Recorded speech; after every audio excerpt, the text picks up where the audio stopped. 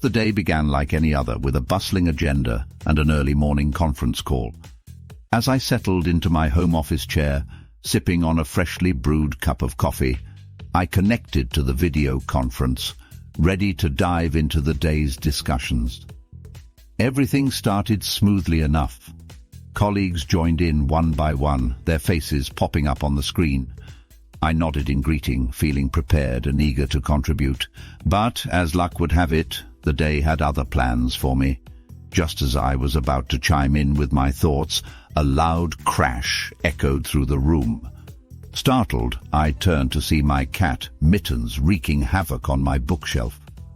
Papers flew, books toppled, and Mittens, seemingly unfazed by the chaos, sauntered across the screen, leaving chaos in her wake.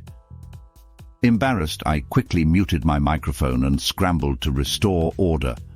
Papers were gathered, books were restacked, and Mittens was given a stern look, which she promptly ignored. I re-entered the call, hoping the worst was over, but fate had a different idea. As I began speaking, a loud siren blared in the distance. I paused, confused, until I realized it was coming from outside my window. The neighborhood's weekly emergency drill had chosen that precise moment to commence. I glanced at the screen, hoping no one noticed, but the looks of amusement from my colleagues confirmed otherwise. Trying to maintain composure, I continued talking, raising my voice to be heard over the blaring siren. The cacophony seemed unending, and with each passing moment my frustration grew. I muted myself once more, shooting an apologetic glance at the screen, hoping they'd understand. Just when I thought things couldn't get worse, a delivery truck pulled up right in front of my house. The driver, apparently unaware of the ongoing conference call, began unloading packages with gusto.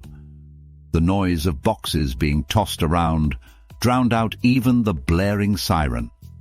I sighed in resignation, exchanging helpless looks with my colleagues, who were now chuckling at the absurdity of the situation.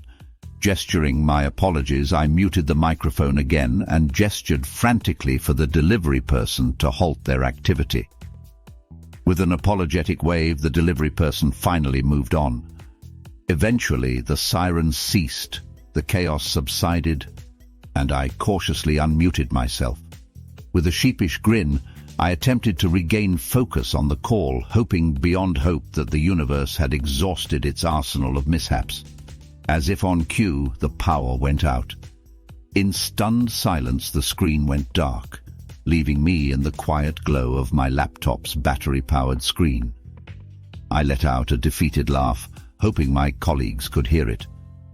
With a resigned shrug, I typed a quick apology in the chat, promising to reconnect as soon as the power returned. And as I sat there in the dim light, surrounded by the remnants of chaos, I couldn't help but chuckle at the comedy of errors that had turned a routine conference call into an unforgettable spectacle.